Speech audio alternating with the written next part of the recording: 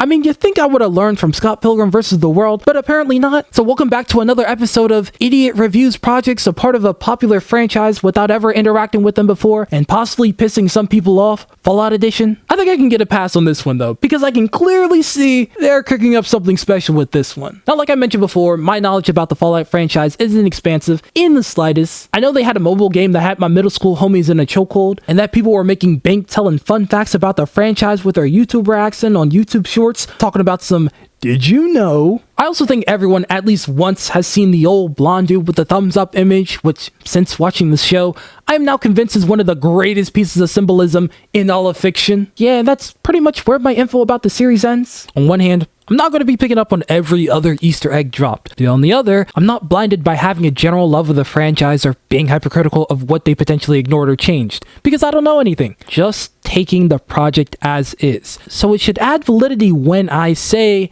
man, did I have a fun time with this. At its core, Fallout is your typical story of chaos ensuing from a power-hungry force, having that layer of additional realism from that prominent corrupted force being a corporation, which is really awkward considering where the story is being distributed. However, Fallout takes it a step farther by really delving into the concept of the nuance of morality. What really classifies one as a good or bad person, especially in a time of tragedy? Because the evil enacted by Vault-Tec, which is filled with corporate delusions of superiority, is clearly not the same as the evil committed by, let's just say, our protagonist Lucy as she tries to survive the surface world. This is where I really started to get hooked onto the show, to the point that I binged it twice before making this video. Fallout revels in this concept of moral ambiguity faced by the everyday person in the presence of chaos, forcing the viewer to discern true evil not by actions, but by circumstance. A well-needed sentiment, especially in today's time where ignorant ideologies such as "you are poor because you are lazy" are commonly shared. This ambiguity is why I really like the characterization of our main leads,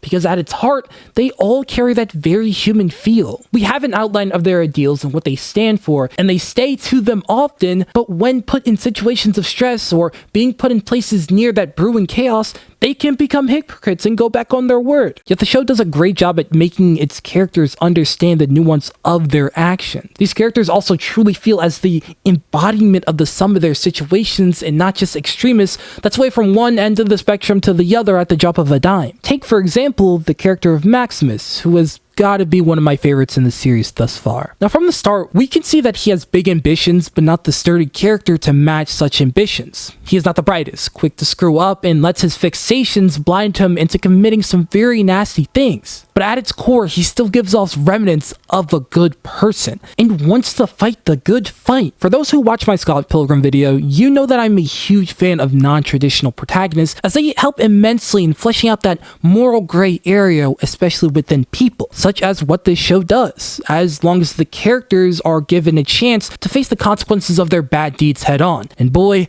does Maximus get his fair share of L's. Maximus is the embodiment of what I said with a character feeling human, because they are the sum of their experiences. From a kid, he develops those heroic aspirations after witnessing a night after the destruction of his hometown. However, this image of heroics is distorted over time, through a corrupted system of the Brotherhood of Steel, through his experiences being bullied, and through his lack of experience of life outside his base. This builds his character that has high ambitions and drive that are masked within his own cowardice and selfishness to achieve it. It isn't until he meets that beacon of goodness in his mind with Lucy that he starts to confront his past ideology. It isn't until he gets more of that field experience that he starts to confront his own cowardice. And I love that when he gets back around his original triggers with the Brotherhood of Steel, he starts to go back to his old habits, as that is what is natural, but the sparks have been lit for a greater person. Brilliant storytelling just like this can go for Lucy and the goal, and this is why I can confidently say that my investment for their character journeys are at some of the all-time highs that I've ever felt for a show before. Now, branching off of those themes and nuance for a second, a major concept with this show is this element of maintaining an identity, even if it's inherently false in nature, with the series being a surprisingly great representation of social identity theory. For my psychology people out there, social identity theory is this concept that reflects how individuals define themselves in terms of their group and how that identity can shape their behavior and thinking. This theory is broken into 3 mental processes that you can have easily explained several times over in terms of the context of the show. You first have social categorization, which is using shared characteristics to categorize yourself under a specific label. You could be a vault dweller, a surface dweller, Brotherhood of Steel, a ghoul, and the list goes on and on. You then have social identity, in which you adopt the perceived values, behaviors, and norms of the group you have chosen to identify with. The Brotherhood of Steel publicized that their values were based on honor and nobility, so that resulted in rising members wanting to adopt those characteristics. However, the core corruption of the organization can be felt even when not explicitly told, leading to many blurring the lines between what is strength